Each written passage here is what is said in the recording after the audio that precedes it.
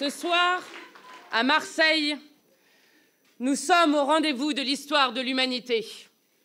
Je voudrais commencer par remercier infiniment Sébastien Delogu, son équipe qui sont à l'initiative de ce meeting et qui vous représentent avec panache, avec énergie et avec tout son cœur à l'Assemblée nationale. Je voudrais remercier évidemment Manuel Bompard, coordinateur du mouvement de la France Insoumise, avec qui j'ai l'honneur de combattre au quotidien, là aussi, à l'Assemblée nationale. Remercier l'avocat et le militant infatigable pour les droits humains qu'est Salah Hamouri pour sa présence avec nous aujourd'hui.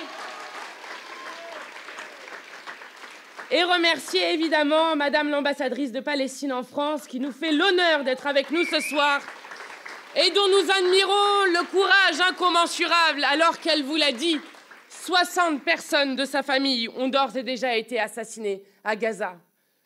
Enfin, je voudrais vous remercier toutes et tous parce que votre présence si nombreux et nombreuses ce soir est une démonstration de force qui est un signal politique pour le pays ou pour le monde pour dire que le peuple français appelle à un cessez-le-feu immédiat en Palestine et que nous refusons que ces massacres puissent continuer. Je voudrais vous dire à quel point je suis émue et touchée que ce meeting ait lieu justement à Marseille et encore plus dans les quartiers nord de Marseille. Gloire à Marseille, ville métissée au carrefour de l'humanité et du monde. Gloire à Marseille, où celles et ceux qui sont venus de tous les horizons fait vibrer la France, fière d'être un peuple créolisé. Gloire à Marseille, où il y a exactement 40 ans, la marche pour l'égalité et contre le racisme s'est lancée. Gloire à Marseille, la ville où la Méditerranée nous unit au monde. Gaza, depuis la mer commune que nous partageons, nous te voyons.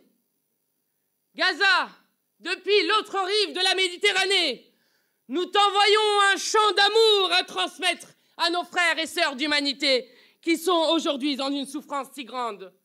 Oui, ce soir, nous sommes au rendez-vous de l'histoire de notre humanité. Quand depuis 47 jours, nous n'avons eu de cesse de dire « Cessez le feu immédiat et inconditionnel ».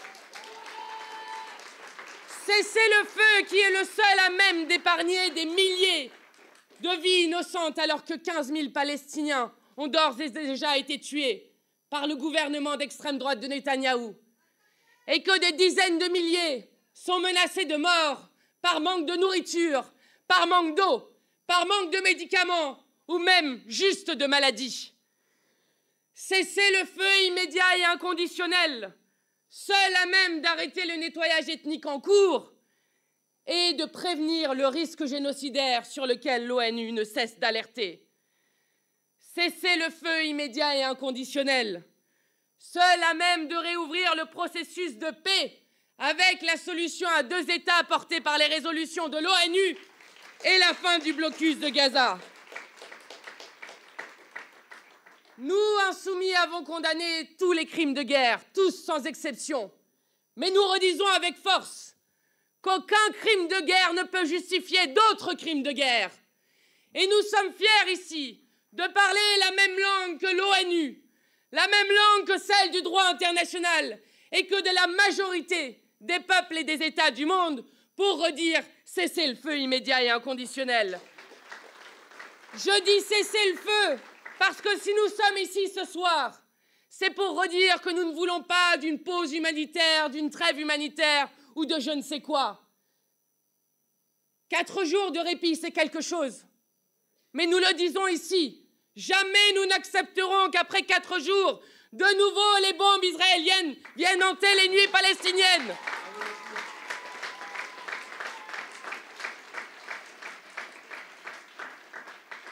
Ce que commet Netanyahou en ce moment n'est pas seulement une tentative de faire disparaître les Palestiniens physiquement, ou même, et c'est encore plus grave, enfin c'est encore très grave, d'enterrer la solution de paix à 2 États.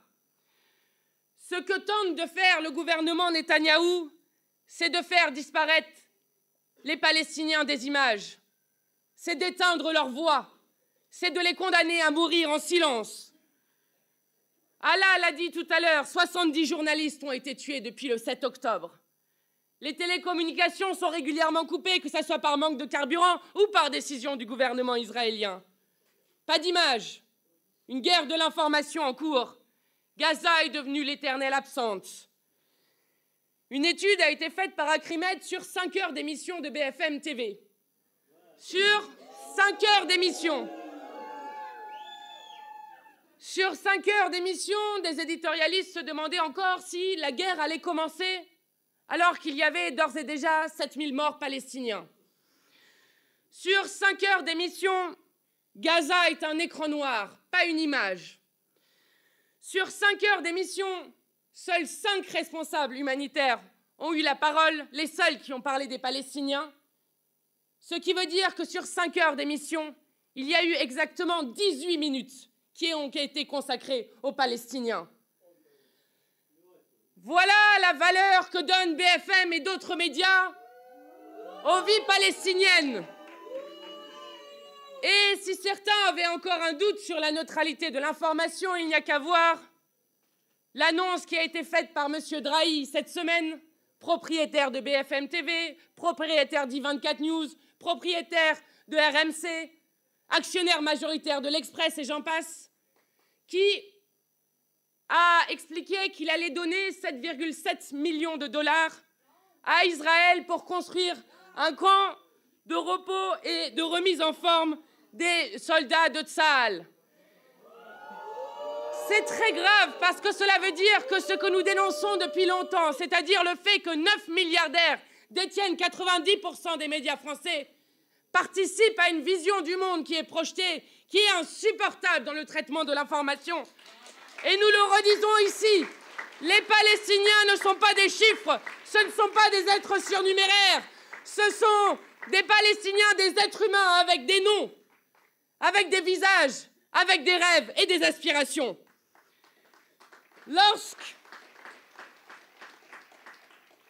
Lorsque le ministre de la Défense israélien parle des Palestiniens en parlant d'animaux humains, ceci a une fonction politique. Et cette fonction politique, c'est d'expliquer que dans la guerre contre la barbarie, ou comme ils disent, contre le terrorisme, comme dans tous les épisodes les plus sombres de l'histoire, tout serait permis. Ceci a une fonction politique, celle de nier la dignité humaine de gens. Que vous soyez un bébé prématuré dans une couveuse, que vous soyez un travailleur humanitaire de l'ONU, que vous soyez une mère de famille, ou que vous soyez comme 50% des habitants de la bande de Gaza, un enfant, peu importe pour eux. Et cette déshumanisation n'est pas seulement le fruit du discours qui est tenu par Netanyahou et son gouvernement. Il est arrivé jusque dans les médias français. Je vous en lis quelques-uns. Monsieur Pujadas se permet de poser cette question extrêmement pertinente. Est-ce qu'il faut dire un civil à Gaza, c'est la même chose qu'en Israël? Point d'interrogation. Madame Fourest, toujours à la télé. On ne peut pas comparer le fait d'avoir tué des enfants délibérément en attaquant comme le fait le Hamas et le fait de tuer des enfants involontairement en se défendant comme le fait Israël. Refuser cette distinction intellectuelle et morale, bombarder pour se défendre au risque de tuer des civils, ça n'est pas la même démarche. Monsieur Enthoven, il y a une différence à faire entrer des gens qui sont des civils, qui sont assassinés dans la rue par des commandos islamiques qui débarquent dans les villages pour brûler les maisons, et les victimes collatérales de bombardements consécutifs à cette attaque. Je pense qu'il faut marquer cette différence, que c'est très important de la faire. Oui, nous sommes à un carrefour de l'histoire de l'humanité, et je le dis ici, nous sommes fiers d'avoir toujours refusé cette déshumanisation et cette hiérarchisation des vies et des morts. Nous le redisons ici, toutes les vies se valent, toutes sans exception. Et je voudrais vous redire ce soir, ne vous laissez pas impressionner par la violence politico-médiatique qui s'abat sur nous et sur toutes les voies de la paix. D'abord parce que si vous regardez dans l'histoire longue, les voies de la paix ont toujours été décrédibilisées, toujours. Elles ont été traînées dans la boue, traînées en prison, parfois même assassinées. Aujourd'hui encore, en Israël, ce sont des militants de Standing Together à Jérusalem qui ont été arrêtés pour avoir collé des affiches en 2 langues pour prôner la paix. En Israël, toujours, c'est la parlementaire Aïda Touman Sliman qui vient d'être exclue 2 mois de la Knesset pour avoir dénoncé l'engrenage d'une guerre coloniale meurtrière. En France, on frôle le ridicule. Peut-être avez-vous vu, mais la police s'est rendue sur un tacos qui s'appelait Chamas Tacos et dont le C était éteint ou tombé, je ne sais pas, et donc qui s'appelait Hamas Tacos. Eh bien, ils ont envoyé la police pour rétablir sur ce qui se passait par rapport à ce tacos.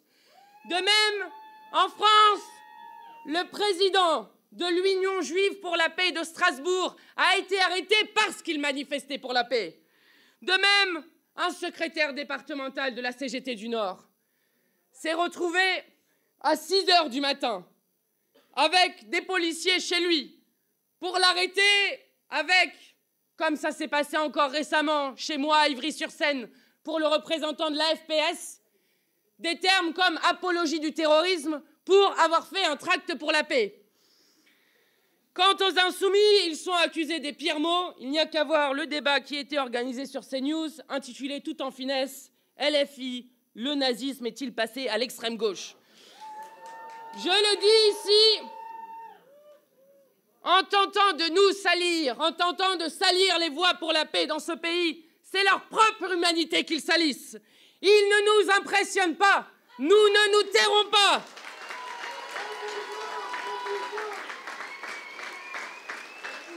Et je veux dire à tous ces éditorialistes, au soutien inconditionnel du gouvernement d'extrême droite israélien,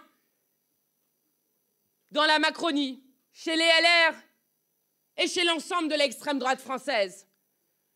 Je veux leur dire qu'ils doivent écouter ce témoignage que j'avais fait résonner dans l'Assemblée nationale, celui de Yaakov. Yaakov qui est le père d'une jeune fille qui s'appelle Noah, qui est otage. Yaakov, israélien, qui désespère de savoir ce que devient sa fille, disait ceci: « À quoi ça sert de nous entretuer ? La vengeance n'apporte rien. Il y a des morts à Gaza. Il y a des gens qui pleurent à Gaza. En quoi est-ce utile ? La meilleure des choses, c'est de s'asseoir et de discuter. » Eh bien, je dis à tous ces éditorialistes, à tous ces gens va-t-en-guerre, que s'ils avaient juste le centième du courage de la paix qu'a cet homme, alors notre pays et le monde iraient mieux.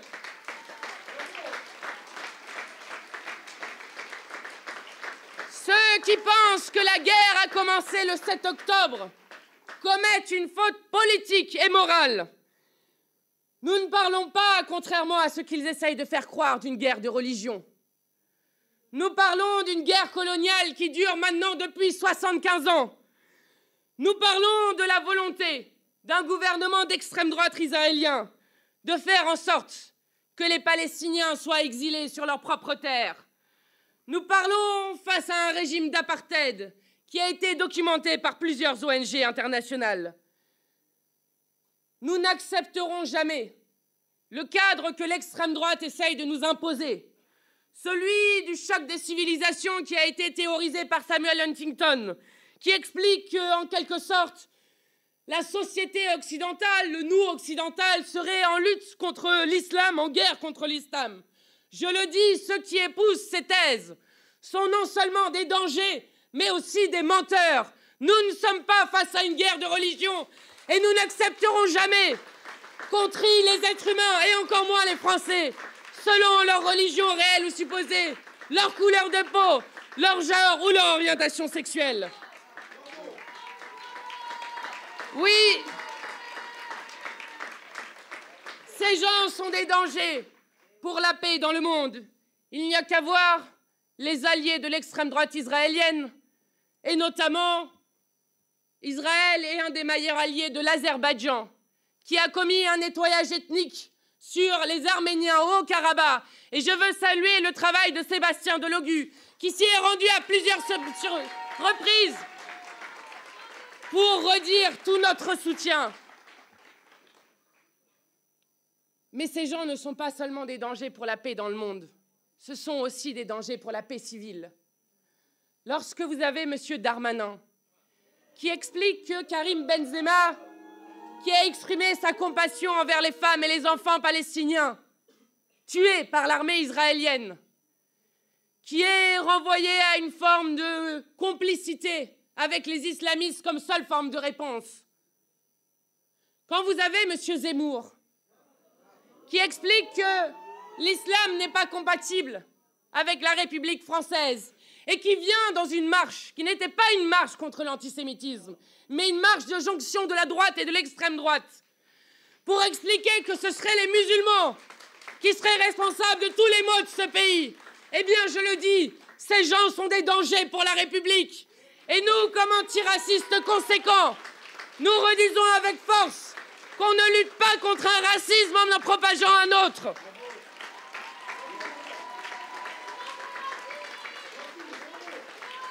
Nous sommes, à ce moment, les gardiens de la République. Nous sommes, à ce moment, les gardiens de l'unité du peuple. Je suis fier d'être du mouvement qui refuse qu'on divise les gens. Je suis fier que nous tenions ensemble le fil de l'histoire de la grande révolution française de 1789, qui a réaffirmé l'égalité de tous les citoyens, quelle que soit leur religion, quelle que soit leur couleur de peau, quel que soit leur genre ou leur orientation sexuelle.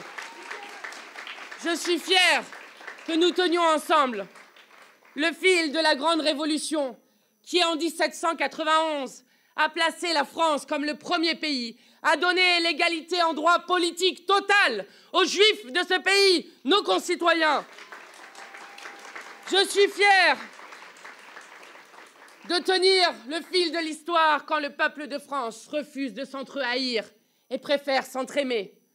Fier quand le peuple de France agit pour la paix en ayant toujours la conscience d'être partie prenante de l'humanité universelle, liberté, égalité, fraternité. Tout ce que nous faisons n'est pas vain. Il y a un mouvement international pour la paix qui ne cesse de se développer et qui met une pression internationale intense sur le gouvernement de Netanyahou. Aux États-Unis, probablement le pays le plus aligné sur la politique de Netanyahou. Nous avons le plus grand mouvement anti-guerre depuis au moins 50 ans qui s'y déploie. À Londres, la semaine dernière, 800 000 personnes ont défilé pour appeler au cessez-le-feu immédiat. Ce que nous faisons n'est pas vain, parce que c'est notamment par ce mouvement de la paix que nous allons pouvoir le faire céder et exiger qu'enfin Netanyahou respecte le droit international, d'exiger enfin le cessez-le-feu immédiat et inconditionnel, d'exiger enfin la fin du blocus de Gaza et surtout la réouverture de la négociation de paix pour que la Palestine puisse être un État reconnu et avec des frontières qui lui permettent de vivre en dignité. Alors, je voulais terminer en vous redisant l'importance de la date du 2 décembre qui a été évoquée par Manuel Bompard tout à l'heure. À l'appel de centaines d'organisations, nous défilerons partout en France pour redire que le peuple de France, aux côtés des peuples du monde, refuse que ces massacres puissent continuer, refuse qu'il y ait seulement une trêve de 4 petits jours et que nous redisons cessez-le-feu immédiat et inconditionnel.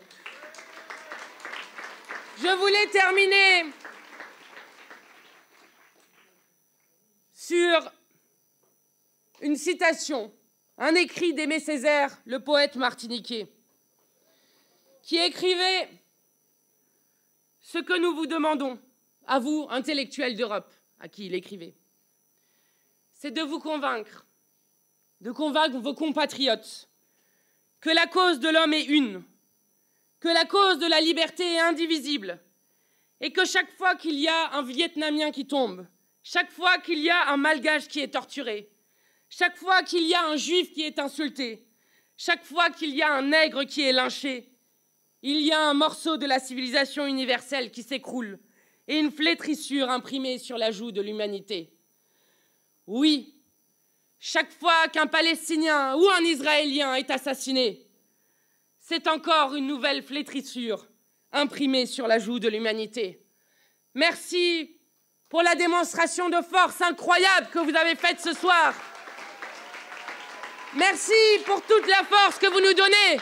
Rendez-vous le 2 décembre dans la rue pour marcher pour la paix.